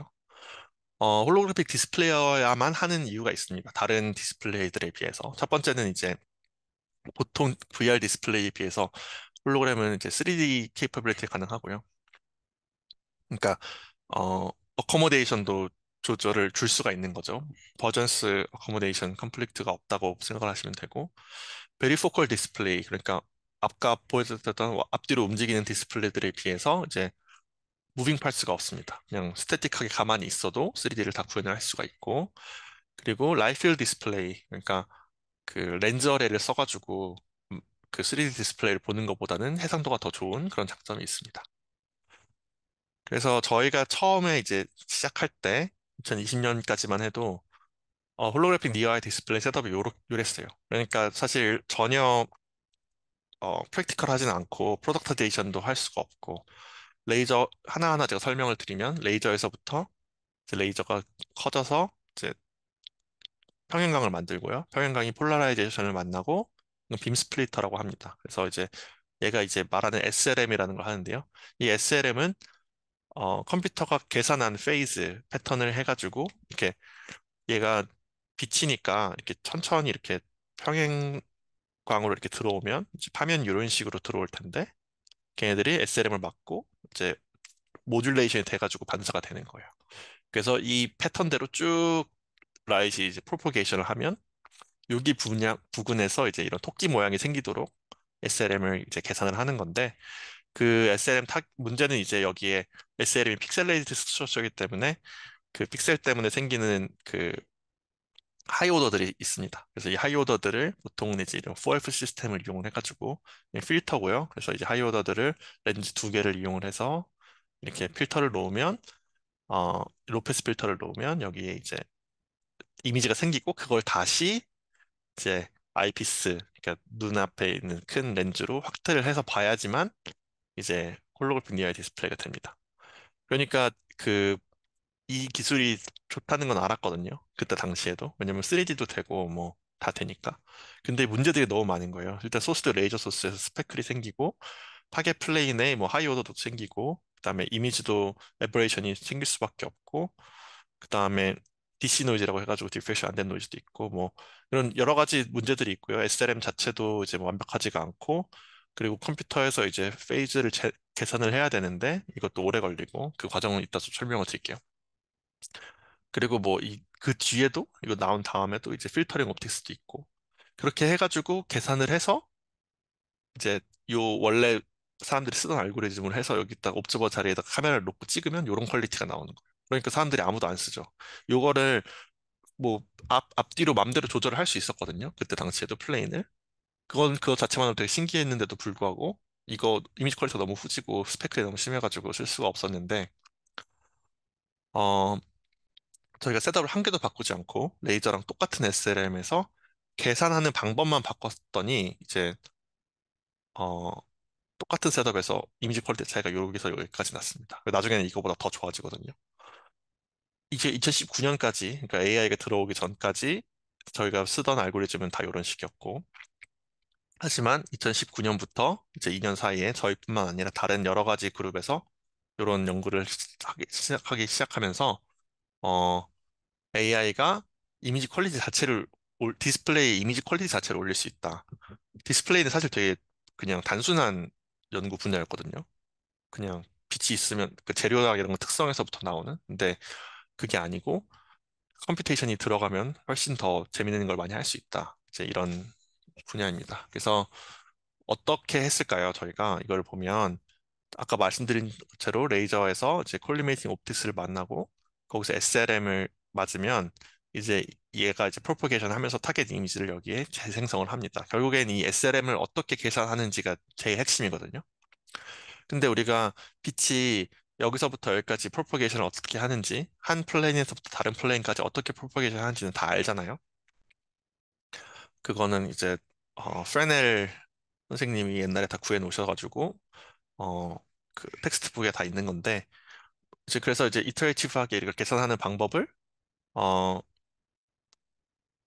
주어져 있습니다. 그래서 이제 그거를 바탕으로 해서 이제 우리가 SGD 옵티마이제이션을 그러니까 원래 쓰던 알고리즘 말고 SGD 옵티마이제이션 써가지고 이터레이티브하게 한번 구해보자 했더니 일단은 잘 나왔어요. 일단 이거 지금 생각해보면 이게 논문에 실리나는 것도 되게 웃긴 건데 옵티마이제이션이 이렇게 된다는 게 너무 당연한 거니까 4년 전까지만 해도 이제 이거를 디스플레이에다가 쓴다는 생각은 이제 아무도 안 했던 거죠. 근데 중요한 부분은 이 알고리즘을 썼을 때 굉장히 잘 나오거든요. 근데 문제는 모델 미스매치를 조금만 주면 이게 다 시뮬레이션 결과인데 그러니까 여기서 우리가 계산했던 이 텍스트북에 있는 요 부분 있잖아요. 요 여기서 이거 할 때 들어오는 라이트이 정확하게 플레인 웨이브가 아니고 살짝 뭐 구형이야. 뭐 실제로는 실제로 구형이 약간 구형파겠죠. 그리고 뭐 SLM이 뭐 살짝 뭐 한 1도 정도 뭐 이렇게 뒤틀려 있어. 뭐 그런 식이 생기면 그러면 이제 모든 알고리즘이 다 안 되는 거예요. 그러니까 이제 시뮬레이션으로만 잘 되고 지금까지 홀로그래피가 프랙티컬하게는 잘 안 쓰였던 건데 그래서 이거를 어, 해결하기 위해서 저희가 이제 두 가지 패스를 동시에 이용하는 걸 썼습니다. 그러니까 시뮬레이션으로 이제 그러니까 이터레이티브하게 이제 SGD를 하고 있는 와중에 한 페이즈가 있잖아요. 그러면 그거를 실제 디스플레이 셋업에도 디스플레이를 하고 그리고 이제 시뮬레이션 셋업에서도 시뮬레이션을 합니다. 그래서 이제 디스플레이에서 찍어요. 그래서 카메라를 이제 버퍼를 해가지고 캡처드 앰플리튜드를 가지고 있고 그 다음에 로스는 타겟 밸류랑 캡처드로 카메라에 찍은 거를로 로스를 계산합니다. 하지만 백프로퍼게이션 해야 되는데 백프로퍼게이션을 할 수가 없잖아요. 여기 모든 어떻게 각 픽셀이 다 되는지를 픽셀별로 모든 그레디언트를 다 가질 수가 없으니까 그래서 어떻게 하냐면 어 백프로퍼게이션 할 때는 시뮬레이션을 이용을 합니다. 그래서 프록시를 써가지고 우리가 시뮬레이션으로 어차피 텍스트북에 있는 걸 따라가겠지. 왜냐면 뭐 완벽하게는 않더라도 어쨌든 그게 좋은 프록시가 되니까. 근데 그런 식으로 디스플레이를 해가지고 하게 되면 이제 원래 왼쪽 퍼펙트 모델, 그러니까 완벽하다고 가정되어 있는 모델에 비해서 퀄리티가 훨씬 좋아진 걸 확인을 할 수가 있었죠. 근데 이제 이거의 문제는 어, 각 모든 타겟마다 그러니까 이 토끼가 다른 물체로 바뀌면 이제 이걸 다시 다 해줘야 되거든요. 찍는 시간이 엄청 오래 걸리겠죠. 그러니까 이제 그 다음으로 생각하는 게 이제 카메라로 모델 트레이닝을 할 수가 있습니다. 그래서 이제 엄청나게 많은 데이터셋이랑 캡처드 이미지를 놓고 백프로페게이션 시키면 이제 그런 에버레이션 펑션들이 나오는데 이걸 바탕으로 트레이닝을 시키는 거예요. 그래서 어, 그 learned wave propagation 모델이라고 하는데 인텐시티가 실제로는 RGB가 다 1이라고 저희가 가정을 하고 모델을 했지만 실제로는 이제 뭐 레드는 이렇게 왼쪽에 살짝 위치해 있고 이럴 수가 있죠. 예, 내부의 이런 옵틱스 그 미스얼라이먼트에 따라서 그런 거를 다 보정을 해주고요.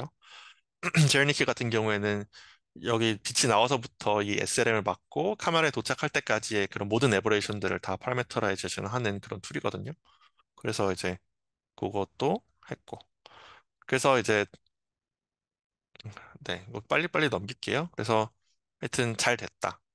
이제 그게 이제 유럽 홀로그래피고요. 시간이 20분 남았는데 큰일 났네. 그래서 이제 저희 두 가지를 했습니다. 이제 웨이브 프로퍼게이션 모델을 트레이닝을 하는 카메라 인더 룹 알고리즘을 저희가 계산을 했고 그다음에 이렇게 제네레이션 한 페이스 패턴을 그러니까 트레이닝한 모델을 바탕으로 페이스 패턴을 또 리얼타임으로 내뱉는 그런 어 유닛도 하나 만들어서 그래서 이제 그것도 실시간으로 이제 된다. 그것도 보였습니다. 근데 문제는 이 모델이 캐패시티랑 오버피팅 문제가 있어가지고 예를 들면 이게 완벽한 모델이거든요. 프록시의 이제 델타 제일 가운데 픽셀만의 이제 그 그레디언트를 구해봤을 때. 근데 이제 트레이닝 모델을 보면 실제 찍었을 때에 비교해서 확실히 다르죠. 그래서 요 지금 인터프리터블하게 최대한 만든 이 모델 자체가 틀렸다. 그러면 이제 그 다음은 어떻게 할 것인가? 지금까지는 다 홀로그래피긴 하지만 2D 홀로그래피였거든요. 그러니까 띄우는 방향을 뎁스를 바꿀 수 있는 거지 3D를 다 할 수는 없었는데 이제는 그러면 이제 인터프리터블하게 하지도 말고 그냥 CNN 덕지덕지 붙이고 앞뒤로 그리고 3D도 한번 해보자. 그래가지고 이건 지금 안 나오는데 잠깐만요.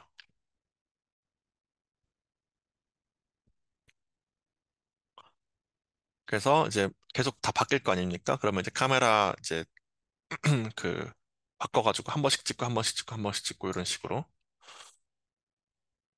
그래서 이제 각 각 포지션별로 이제 다 이렇게 찍어가지고 CNN prop CNN 그러니까 그 원래 프로포게이션 모델에다가 앞뒤로 CNN을 발라가지고 트레이닝을 시켰더니 음 뭐 모델 그 크기는 당연히 엄청 커지지만 대신에 이제 훨씬 좋아졌고요. 저희 모델들이 특히 3D일 경우에 굉장히 좋아졌고 모델 그레디언트를 봤을 때 어, 실제 캡처한 결과랑 똑같았다. 가장 가까웠다. 그렇게 보면 되겠습니다. 그래서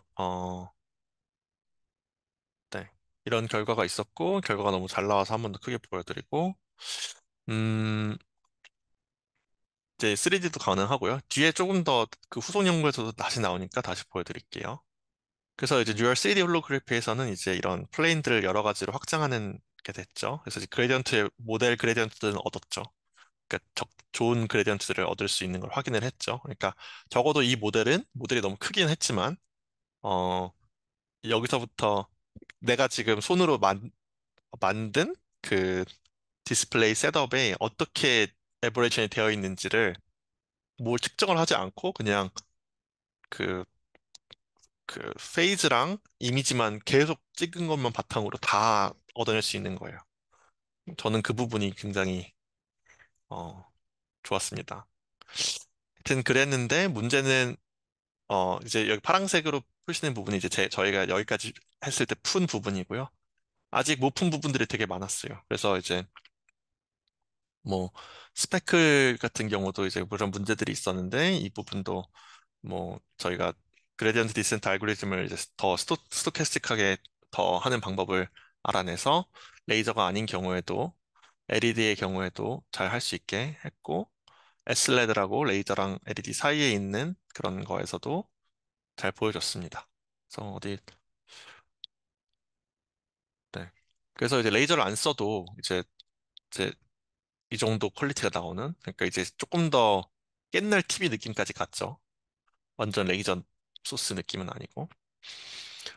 그리고 뭐 이제 제가 이제 이런 것과 진행되고 있던 와중에 제가 이제 특히 관심 있던 부분은 지금 이 벌키한 셋업을 어떻게 웨어러블한 폼팩터로 만들 것인가. 왜냐면 저는 이제 회사에서 왔기 때문에 이거를 그 인더스트리에 주로 임팩트만 생각을 하고 있었거든요. 그래서 처음에는 이런 모델을 우리가 만들었으니까 근데 이제 원래는 아까는 SLM2가 없었죠. SLM1밖에 없었는데 그러면 SLM2도 놓고 그 빔 스플리터를 써가지고 얘네들끼리 서로 어, 인터, 어, 인퍼런스 하게 된다면 좋지 않을까? 왜냐면 얘 하나하나의 에피션시는 100이 아니거든요. 근데 이 두 개를 동시에 놓고 백프로포게이션 시키면 언, 그러니까 얘의 그 에러, 그러니까 디프렉션이 안 된 부분, undiffracted light라고 하는데 디프렉션이 안 된 부분과 얘의 디프렉션이 된 부분이 서로 간섭을 해서 자동적으로 이 그걸 로스를 최선으로 줄이는 방향으로 가지 않을까 했습니다. 그래서 SLM 하나 썼을 때랑 두 개 썼을 때 카메라 엔더룹을 했을 때 확실히 차이를 볼 수가 있었고요. 특히 칼라 관련해가지고 이런 블루 같은 경우가 저희가 문제가 많았거든요. 왜냐면 얘가 효율이 떨어져가지고 대부분이 다 많은 부분이 디프렉션이 안 돼서 어떤 영상을 재생을 해도 그 RGB 그게 잘 안 맞았는데 이거 같은 경우에는 블루가 확실히 개선된 걸 볼 수가 있죠.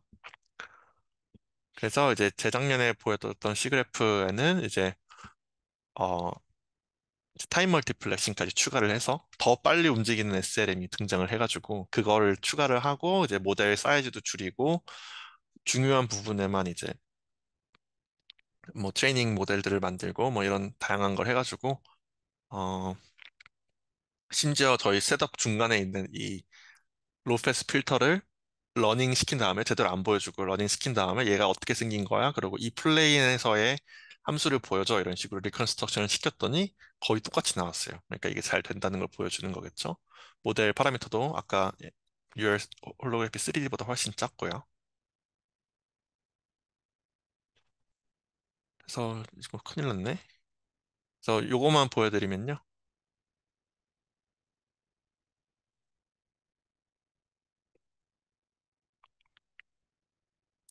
그래서 이제 저희가 같은 디스플레이를 썼음에도 1년 전 알고리즘을 썼음에도 이렇게 차이가 많이 납니다. 그러니까 그리고 지금은 또 더 좋은 게 있고요. 그래가지고 이게 2022년 기준으로 다 되는 거고요. 지금 이게 카메라 포커스만 바꾼 거거든요. 그러니까 이제 완전히 3D로 된다는 걸 볼 수가 있겠죠. 근데 이제 마지막으로 남은 문제, 제가 꼭 풀고 싶었던 문제는 이 큰 셋업입니다. 지금까지 보셨던 모든 셋업은 다 여기서 찍은 거기 때문에 사실 니어 아이는 맞거든요. 이게 니어 아이 3D 디스플레이니까 눈을 여기다 갖다 대야 볼 수 있는 건 맞는데 어, VR이라고 할 수는 없겠죠. 아무래도. 그래서 특히 요 해결해야 되는 두 개가 이 아까 보여드렸던 하이오더랑 이 큰 옵틱스 이제 뭐 부분인데 이 부분들을 해결을 다 하기 위해서 만든 그 제안한 시스템이 이제 이 홀로그래픽 클래스입니다. 최대한 빨리 하고 갈게요. VR의 문제가 여기 이렇게 두껍다는 건데 이 두꺼운 이유가 여기 렌즈랑 디스플레이 패널이 이런 식으로 돼 있고 디스플레이 패널 자체가 렌즈의 포컬 랭스의 위치에 있어야지 얘네들이 충분히 멀리에 있어서 어 되게 자- 안전하게 이제 저희가 편안하게 받아들일 수 있기 때문에 그게 중요하고요. 그래서 이걸 해결하기 위해서 이제 팬케이크 렌즈라고 이렇게 접히는 이제 그런 어 렌즈들이 주로 사용이 됩니다. 그래서 뭐 비전 프로에도 이게 들어가 있고요. 근데 이거의 문제는 아무래도 무겁겠죠. 렌즈를 두 개 써야 되니까. 그리고 팬케이크 렌즈 방식으로 이제 VR을 얇게 하는 연구들이 막 나왔었는데 어 8.9mm 그 정도가 한계였고 얘네들은 다 2D밖에 못했습니다. 그래서 뭐 이런 이게 이제 저희의 어떻게 보면 타겟 논문이었고요. 저희가 만든 거는 이제 2.5mm고 3D도 되고 홀로그램 풀로 가능한 이제 그런 시스템을 제안을 했습니다. 그래서 보시는 것처럼 두께가 매우 얇고요. 이게 아까 보여줬던 그 큰 시스템을 다 줄이고 줄여가지고 이렇게 만든 거거든요. 이제 이게 어떻게 가능한지 좀 설명을 드릴게요. 아까 저희가 홀로그래픽 디스플레이 할 때 이런 벌키한 4F 시스템을 빼고 생각을 하면 이렇게까지 줄여서 생각을 할 수가 있습니다. 특히 지금까지의 모든 홀로그래픽 디스플레이들은 신기하게 SLM 앞에다가 이제 띄워주는 방식을 생각을 했는데 저는 홀로그램이 사실 그럴 필요는 없거든요. 그래서 뒤에서 이제 타겟 플레인이 SLM 뒤에 있다고 생각하면 이 모든 옵티컬 컴포넌트들을 조금 더 작고 컴팩트하게 위치시킬 수가 있기 때문에 그런 식으로 가정을 했고요. 두 번째는 이제 지오메트릭 페이즈 렌즈라고 해가지고 뭐 어, AR에서 종종 쓰이는 그런 렌즈를 썼고 그리고 이제 퓨필 레플리케이팅 웨이브 가이드라고 해서 오라이온에 들어간 그런 이제 그 저희가 저희 업계에서 주로 쓰는 웨이브 가이드입니다. 그거를 이제 세 개를 합치는 시도는 처음 했는데요. 그래가지고 뭐 이제 세 개를 다 합쳤을 때 음, 이런 식의 결과가 나오게 됩니다. 그래서 이제 어떻게 되냐면 어, 빛이 들어와서 막 이제 트래블 하면서 이제 이쪽 방향으로 SLM 방향 쪽으로 이제 빛이 나가거든요. 이게 로시 그레이팅이라는 건데 그래서 그 부분을 막고 SLM이 막고 이제 반대 방향으로 이렇게 가는데 뭐 하여튼 이제 얇게 했습니다. 이게 중요한 건 아니고 그래서 뭐 이런 것들을 했고 넘어갈게요. 그래서 아까 보여드린 것처럼 이제 여기서도 다이나믹 아이박스 테크닉을 썼는데 어, 들어오는 빛의 방향이 바뀜에 따라서 이제 아이박스가 바뀌는 것도 볼 수 있고요. 그래서 저희가 이제 이런 프로토타입들을 만들었습니다. 그래서 벤치탑 프로토타입, 웨어러블 프로토타입 이제 이렇게 만들었고 이게 60g. 그러니까 디스플레이 포함해서 60g이고 이제 3D도 되고 홀로그램이니까 엄청 발전을 많이 했죠. 그래서 이제 벤치탑에서 찍은 2D 결과는 이제 이렇게 잘 나오고요.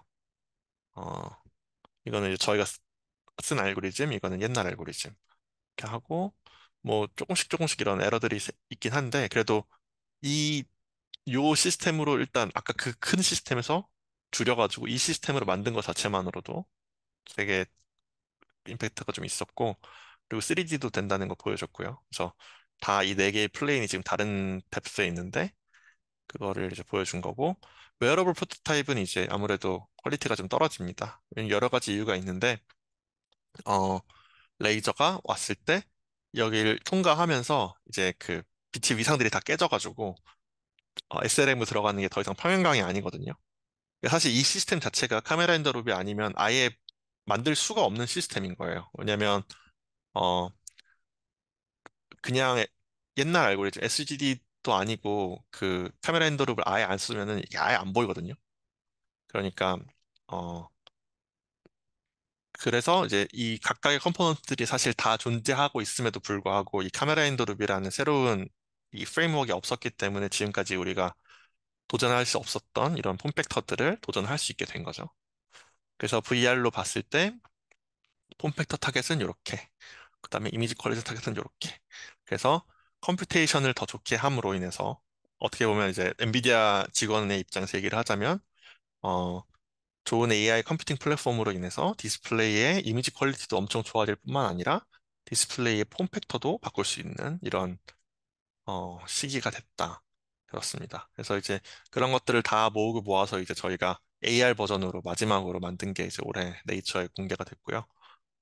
안경으로 네이처 쓰는 게 사실 뭐 쉬운 일은 아닌데 되게 되게 뿌듯했습니다. 그러니까 어 그래서 뭐 저는 이제 크게 한 건 없지만 조금 도와준 것밖에 없긴 하지만 하여튼 그 이제 똑같이 설계를 하고요. 근데 이제 이거 같은 경우에는 어 그 PP 레플리케이팅 웨이브가드 같은 경우에는 아까 그런 말한 문제들이 생겨가지고 이제 AR로 해야 되기 때문에 투명하게 만들고 SLM을 넣고 그리고 일단 메타 서페이스라는 어떤 이제 DOE 홀로그램 그 다음 단계. 그러니까 DOE랑 홀로그램은 어떻게 보면 파장 단위에서 움직이는 거라면 위상 정도로 움직이는 거라면 메타 서페이스는 파장보다 더 작은 단위로 되어 있어서 어떤 스페셜한 캐릭터리스틱을 나타내는 그런 서페이스거든요. 그래서 그 부분도 어, 해서 이제 3D AR을 만들어서 공개를 했습니다. 웨어러블 프로토타입도 있고요. 이것도 마찬가지로 이제 뭐 비슷한 방식으로 이제 카메라 렌더링을 했고요. 이렇습니다. 시간이 너무 부족해서 뒷부분을 거의 넘어가려고 하는데요. 우선 여기까지가 이제 저희가 스탠포드랑 주로 했던 이제 방식인데, 아까 말씀드렸던 것처럼 중요한 거는 이런 새로운 어떤 전환점이 생겼을 때 이걸 어떻게 논문으로 잘 만들고, 그리고 어떻게 컨트리뷰션을 해가지고, 어, 하는지는 되게 중요하고요. 그리고 제가 좀 어떤 영감을 받거나 아니면은 좀 속어법처럼 쳐내는 이제 이 방향은 아니야라고 생각하는 그런 좀, 좀 그런 방법이 있는데, 좀 소개를 드리면, 어, 아까 제일 처음에 제가 그 데모 할 때 느꼈던 것들 있잖아요. 예를 들면 뭐 5mm는 너무 두꺼워. 이게 사실 그냥 뭐 지나가는 말로 할 수 있지만 실제로 그렇게 판단을 내리는 사람이 그 생각을 했다는 거는 이유가 있는 거거든요. 제가 저 스스로 그걸 완벽하게 그건 틀렸어. 5mm도 충분해. 뭐라고 생각을 하기 전까지는. 그래서 항상 그 5mm 타겟을 맞추려고 노력을 했고 그리고 어, 폼팩터를 줄이는 방향으로만 생각했어요. 그 다른 그 코어커들이 스탠포드 내에 있는 코어커들이 어, 뭐 더 좋은 3D 알고리즘 뭐 파라미터 줄이기 막 이런 식의 그런 거에 초점을 둘 때 저는 무조건 이걸 언젠가는 써야 되고 그러면은 어, 가벼워야 되고 그냥 그쪽으로만 생각을 했는데 결과적으로는 그게 임팩트를 많이 받았고 그래서 그 스탠포드 같이 연구하는 사람들을 좀 설득할 수 있었어요. 그래서 이제 다 모아서 이제 웨어러블 형태로 이제 이렇게 가자. 약간 이런 방향으로 이제 다 갈 수가 있었고 물론 이걸 제가 뭐 막 설득한 게 아니라 이제 그렇게 가면서 이제 모두가 다 이쪽 방향으로 가는 게 좋겠다 생각을 했던 거고요. 그래서 그 정도로 정리를 말씀을 드리고 그 다음 뒷부분은 이제 텔레 프레젠스 관련한 부분인데 이 부분은 아예 못할 것 같아요. 어, 조금 보여드리면 제가 안경 얘기를 주로 했으니까 어, 안경 관련해서 디스커션 조금 하고 끝내겠습니다. 어, 많은 분들이 AR 디스플레이를 지금까지도 이제 투명한 버전의 VGA라고 생각을 해왔고, 어, 퀘스트 3나 이제 비전 프로 같은 경우에는 이제 그거에 착안해서 만들어진 프로덕트라고 보시면 됩니다. 근데 저는 예전부터 생각했고, 지금도 그렇게 생각하지만, 투명한 버전의 VR이 아닙니다, AR은. AR은 이제 VR은 약간 개인용 오락기고요. 방 안에서 혼자 이제 즐겁게 쓸 때, 그때 어떤 의미가 있다고 생각이 되지. 적어도 지금 폼팩토로는 절대, 어, 그, 이, 이머시브한 VR이 막 AR의 역할을 대신할 수 있다고 생각하지 않고요. AR은 뭐 해상도 시야각, 몰입감 이런 게 중요하다기보다는 패션이 중요하고요. 스타일이 중요하고요. 커스터마이제이션이 중요하고, 그리고 조금만 똑똑해지면 됩니다. 이미 있는 마켓이에요. 그러니까 저희가 지금 들고 다니는 모든 것들 중에 사실 안경 부분이 제일 유일하게 멍청하잖아요. 근데 이걸 사기 위해서 저희가 몇십만 원이 넘는 돈을 몇 년마다 쓰는데, 이 부분을 조금이라도 하나씩 들어가서 조금씩 하고, 그래서, 이번에 안경 바꿀 때 좀 뭐 애플 글라스로 업그레이드를 할까? 약간 이런 방향으로 고민을 할 수 있게. 그래서 이 부분을 좀 노력을 하면 좋을 것 같습니다. 그래서 뭐 지금 방향은 결국 그렇게 가고 있죠. 그래서 저희가 보통 안경점에 가서 거기 안에 아무리 시골 안경점이라도 안경이 한 몇백 개나 있잖아요. 근데 그 그만큼 그 중에서 근데 저와에 맞는 안경 찾기도 어려운데 AR 글라스 시대가 오면 그 커스터마이제이션이 없는 AR 글라스는 사실 상품성이 없다고 저는 생각을 합니다. 그래서 만약에 나중에 정말 AR의 시대가 오면 도수를 가지고 안경점에 가셔서 본인과 잘 어울리는 텔을 정하고 AR 컴패러블한 그런 안경 텔을 구하고 그리고 며칠 뒤에 이제 그 AR을 받아보는 그런 방식이 되지 않을까 생각을 하고 있습니다. 네, 발표는 여기까지고요. 질문 있으면 어, 자유롭게 해주시면 감사하겠습니다.